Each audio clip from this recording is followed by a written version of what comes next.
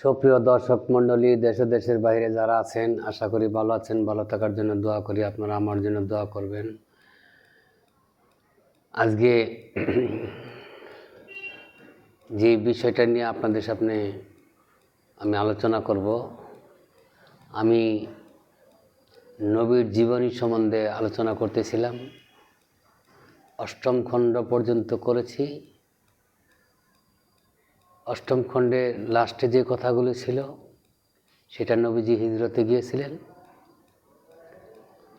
হিজরতে যাওয়ার যেই মদিনায় গিয়ে উঠলেন,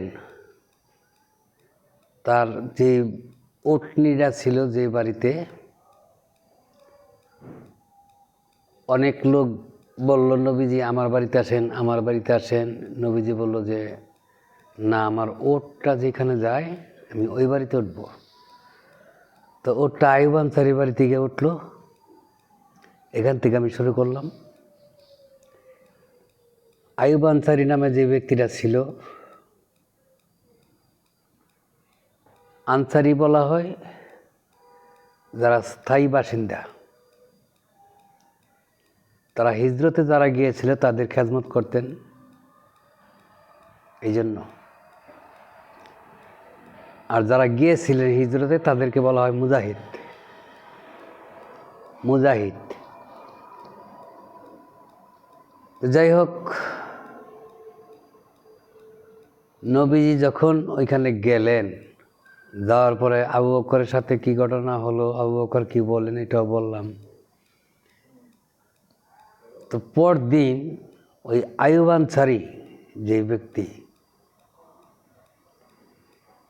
উনি একটি সিলভারের কৌটার মতো বের করে এনে নবীর কাছে দিলেন। দিয়া বললেন যে আল্লাহর নবী, এটা একমাত্র খোলার অধিকার আপনার আছে, আপনি এটা খুলে দেখুন কি আছে এর ভিতরে। নবীজি বলল, এটার ভিতরে কি আছে? আমি জানি না।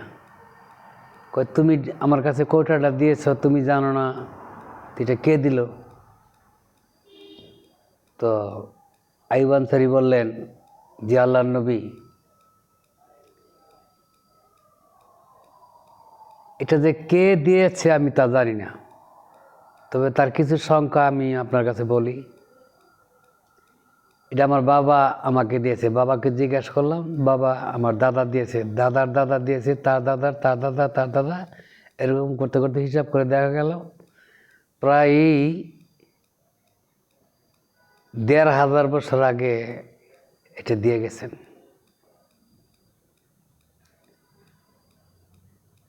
তো এই কোটাটা খুললেন নবী। খোলার পরে ওই আগে তো কাগজ ছিল না, তামার ছোট ছোট টুকরার মধ্যে লেখা যে আপনি যদি আল্লাহর নবী হন, তাহলে আপনার নাম থাকবে মোহাম্মদ, পিতার নাম থাকবে আব্দুল্লাহ। আমি আল্লাহর নবী ছিলাম না, তবে তৌরাত কিতাব আমি পড়ে দেখেছি, ওইখান থেকে আমি পেয়েছি যে পৃথিবীর মধ্যে মোহাম্মদ নামে এক নবীর আবির্ভাব হবে। তাই আমি এখানে লিখে গেলাম, যদি আপনি মোহাম্মদ হন, আব্দুল্লাহর ছেলে হন, নবী হয়ে থাকেন, তাহলে আমি আপনার ইসলাম ধর্ম গ্রহণ করলাম।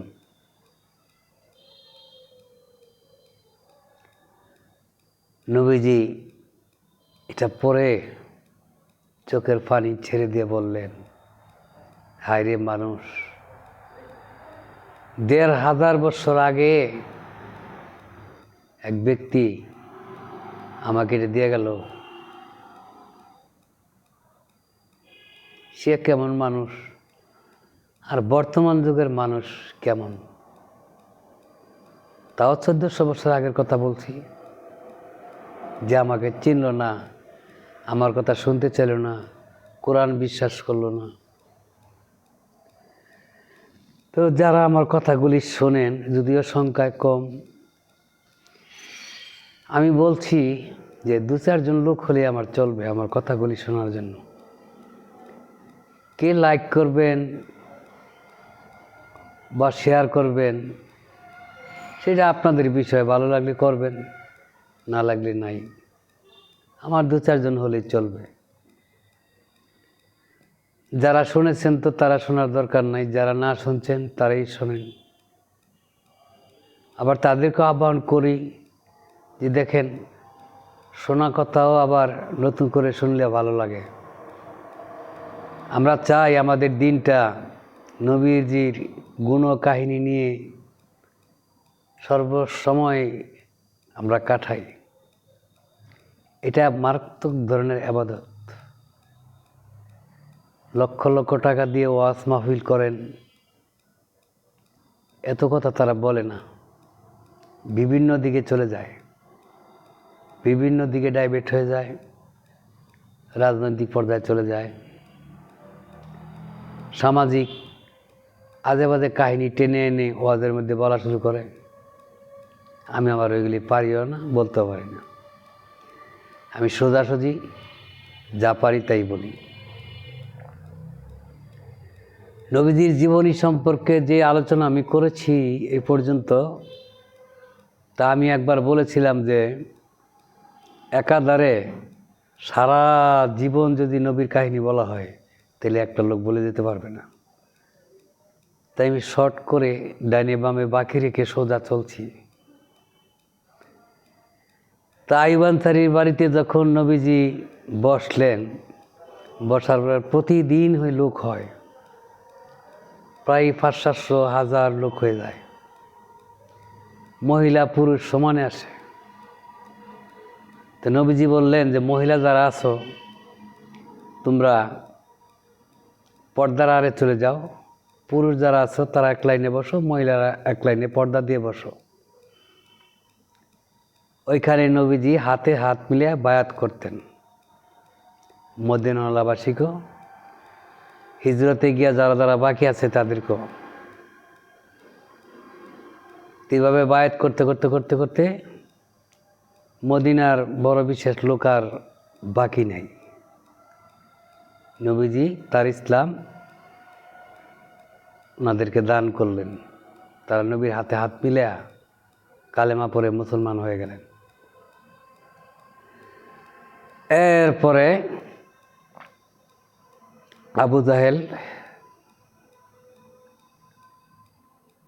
যখন মদিনাতে কেউ নাই, হযরত আলীও চলে আসছে, উমর চলে আসছে, আবু বকর সিদ্দিক চলে আসছে, ওসমান গনি চলে আসছে।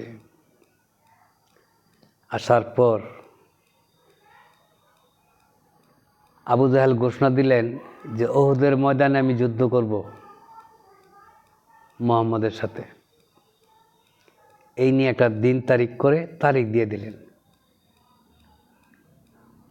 এক দূত এসে নবীজির কাছে একটা পত্র দিয়ে গেল যে আবু জাহেল যুদ্ধ ঘোষণা করছে। তো পত্রটা পড়ে দেখলো, ওইখানে যুদ্ধ ঘোষণার কথা লেখা আছে, দিন তারিখ দেওয়া আছে। নবীজি বললেন,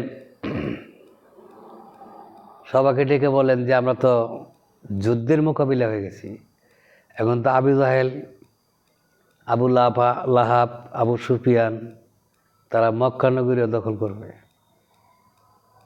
তারা সবাই বললো আমরা যুদ্ধ করব। তো কিছুদিনের মধ্যে তারা ভালোভাবে যুদ্ধের প্রস্তুতি নিল, কিন্তু ঘটনা হলো এই যে তারা তো যুদ্ধ করে নাই, যুদ্ধ কেমনে করতে হয় তা তো জানে না। নবীজি নিজেও তা এইসব ব্যাপারে অবগত না, যুদ্ধ কেমন জিনিস, যুদ্ধ করতে কি লাগে।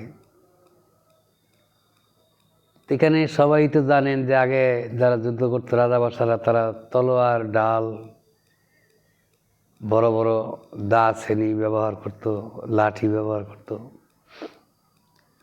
তো নবীজি বলল তোমাদের যাহা কিছু আছে, যাই আছে যন্ত্রপাতি, দাও কুড়াল যাই আছে তাই নিয়ে তোমরা প্রস্তুত হও। তো সবাই প্রস্তুত হয়ে যুদ্ধে গেল।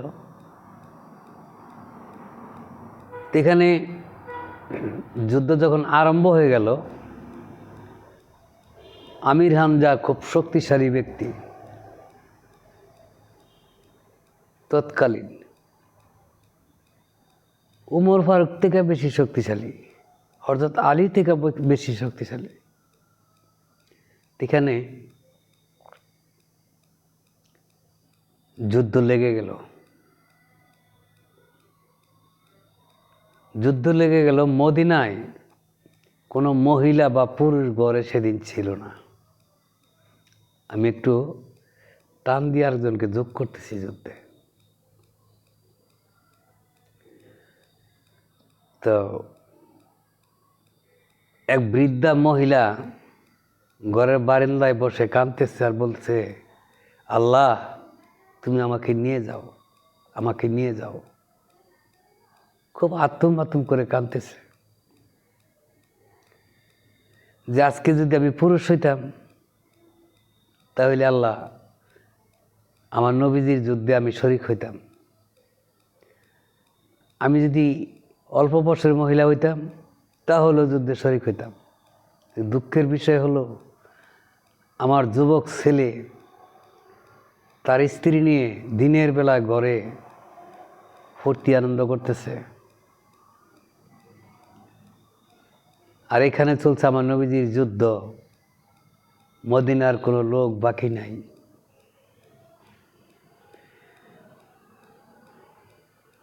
আল্লাহ তুমি আমাকে নিয়ে যাও। তো ছেলেটা তার স্ত্রীর সাথে মিলনে গেছিল।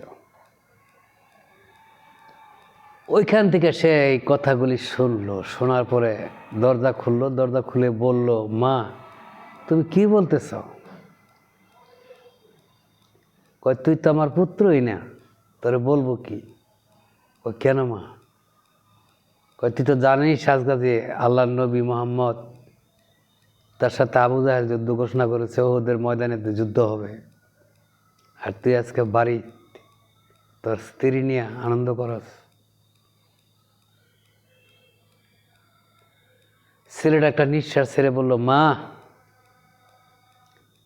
তুমি ভালো যুদ্ধ করার মতো কোনো কিছু আছে ঘরে, আমাকে দাও। মাটা কথা বলতেছে না, মনের দুঃখে। সবার ছেলেরে ওদের যুদ্ধ করতে গেছে নবীজির জন্য, আর আমার ছেলে ঘরে স্ত্রী নিয়ে আনন্দ করে, রাগে কথাই বলতেছে না।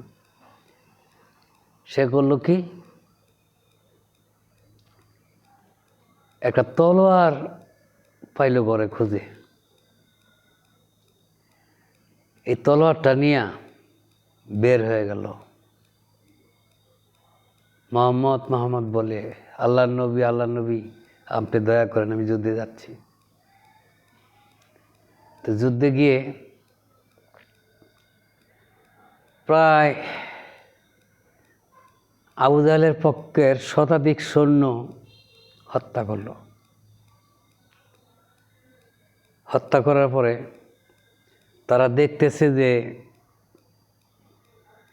শক্তিশালী বেটা, তার নাম ছিল হানজালা। যে হানজালার সাথে তো পারতেছি না, কি করা যায়? আবু জাহেল ডাইকে একটা পরামর্শ দিল যে কি করবা, তোমরা কয়েকজন পিছনে চলে যাও আর সামনে দিয়ে কয়েকদিনে যুদ্ধ করবা। মরে যাও তাতে চিন্তা নাই, যুদ্ধ চালিয়ে যাও, পিছনে কয়েকজন লোক গিয়ে তাকে আঘাত করবা। তারা ঠিক পিছন দিয়ে গিয়ে আঘাত করলো। আঘাত করার পরে আস্তে আস্তে হানজালা পরে মারা গেল। মারা যাওয়ার পরে এদিক দিয়া যুদ্ধকালীন আমির হামজা ঠিক একই ঘটনা হলো। সামনের দিকে আক্রমণ করলো, পিছন দিয়ে অ্যাটাক করে আমির হামজাকে মেরে ফেলল। হাদিসে আসছে আবু লাহাবের স্ত্রী আমির হামজার বুকটা ফেরে তার কলিজাটা কাঁচা চাবিয়ে খাইয়েছিলেন, কাঁচা কলিজাটা চিবিয়ে খেয়েছিলেন। কত বড় মারাত্মক হারামি হলে এমন কাজ করতে পারে। তো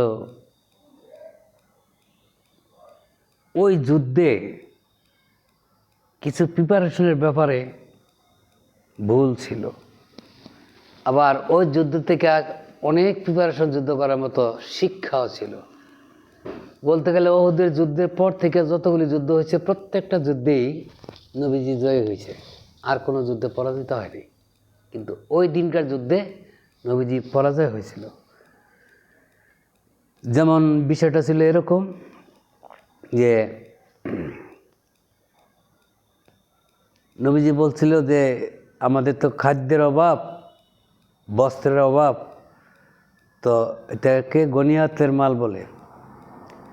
যেগুলি মাল তারা নিয়ে আসছে সেগুলি পরে থাকবে, এগুলি তোমরা যার যার মতো নিয়ে যাও। তারা ওই মালগুলি যখন আবু জাহেলের লোক সরে গেল, যাওয়ার পরে মালগুলি যার যার মতো লইতে লাগলো। তো এটা লইতে গিয়া আবু জাহেলের লোক পিছন দিয়া, দুই সাইডে তো পাহাড়, যারা ওহুদের ময়দানে গেছেন তারা দেখবেন যে দুই সাইডে পাহাড় আছে। এই পাহাড়ের পশ্চিম দিক দিয়ে একটা গিরিপথ, সিন্ধুকের এই সুরঙ্গের মতো, ওই পথ দিয়ে আইসা তারা চতুর্দিক দিয়ে অ্যাটাক করে ফেলাইছে। এখন তাদের কাছে অস্ত্র নাই, মালামাল। তখন তারা পরাজিত হয়, অনেক সৈন্য মারা যায়। আর হানজালা, তারপরে আমির হামজা তো যুদ্ধে মারাই গেল। তুমি হানজালার বিষয়টা যেটা বলতেছিলাম, ওই জন্য তারা ওই মালগুলি লইতে গিয়ে তারা ওই দিন যুদ্ধে পারে নাই, এমনকি নবীজির মাথায়ও আঘাত পেয়েছিল। তো কয়েকজন লোক দৌড়ে এসে নবীজিকে বাঁচাইছিল, তারা আর পারে নাই, আবার চলে গেছে। এখন সন্ধ্যা হয়ে গেছে, যারা যারা যুদ্ধ করছে সবাই বাড়ি চলে গেছে। তো মায়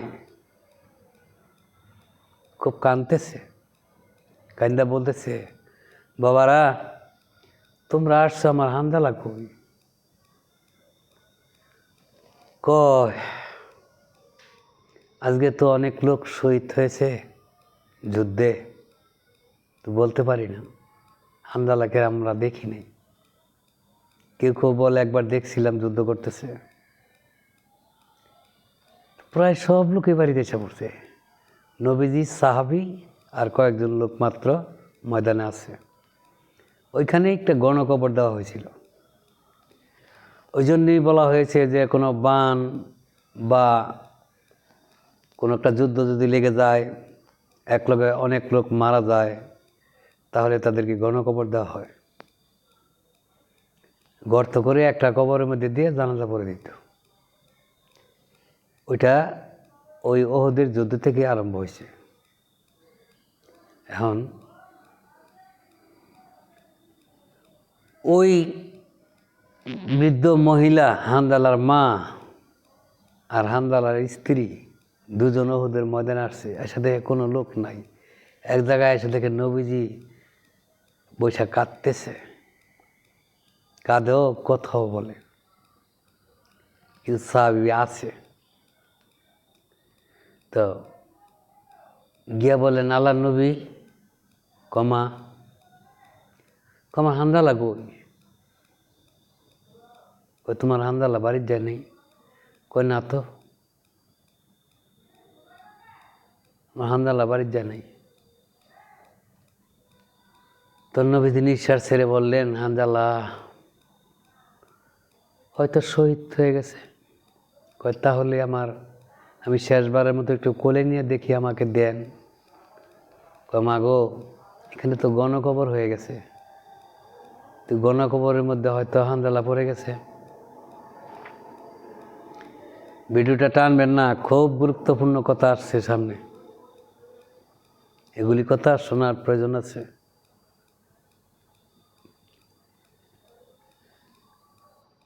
তো হানজালার স্ত্রী চোখের পানি ছেড়ে দিয়ে বলেন, আল্লাহর নবী, আমার স্বামীকে একটু দেওয়া যায় না?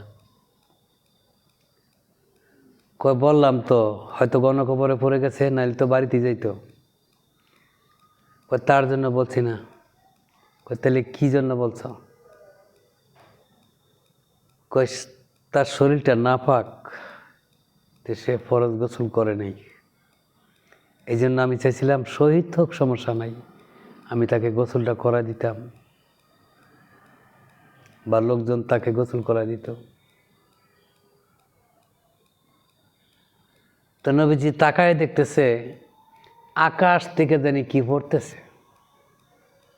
একটা খাড়ের মতো আইসা নবীজির কাছাকাছি সাদা পরিহিত কিছু লোক খাটটা নামিয়ে আকাশ থেকে চলে আসছে মাটিতে, ওদের ময়দানে। তারা বলতেছে যে আপনারা কেউ কাছে আসবেন না, আমরা আল্লাহর ফেরেশতা, আমরা এই হানজালা যে ওদের ময়দানে নবীজির জন্য যুদ্ধ করে শহীদ হয়েছেন, আল্লাহ তাকে এই নিয়ামত পুরস্কার দিয়েছেন, আবে কাউসারের পানি দিয়া তাকে গোসল করিয়ে পাক করিয়ে সুন্দর করে কাপড় পরে জান্নাতি কাপড় দিয়া তাকে দাফন করেছেন। কাফনে কাপড় যেটা বলে এটা পরাইছেন, এবং আপনারা কেউ আসবেন না, তাকে মাটি দেওয়ার দায়িত্ব একমাত্র আমাদেরই। তো তারা কবর করে হানজালাকে মাটি দিচ্ছেন। এখন আমি বলবো, যারা আমার এই সমস্ত কথাগুলি শোনেন না, ভিডিওটা টানেন, সাবস্ক্রাইব করেন না, লাইক করেন না, একটা কমেন্ট করেন না, এটা তো বেশি কষ্ট হয় না। আমি এই পর্যন্ত আজকে রাখলাম। ধন্যবাদ সকলকে। আসসালামু আলাইকুম ওয়া রাহমাতুল্লাহি ওয়া বারাকাতুহু। আমি কয়েকদিন লেট হয়েছে আমি এই কাজগুলি ওরা একটু এডিটিং করে কম্পিউটারে করতে হয়, কারণ তার মধ্যে ভুল ত্রুটি থাকতে পারে। আমার এই লোকটা কয়েকদিন বাড়িতে ছিল না, 7-8 দিন পর্যন্ত। একটা ঝামেলা ছিল, সেই জন্য সে বাইরে ছিল। তো ধন্যবাদ সবাইকে। আসসালামু আলাইকুম।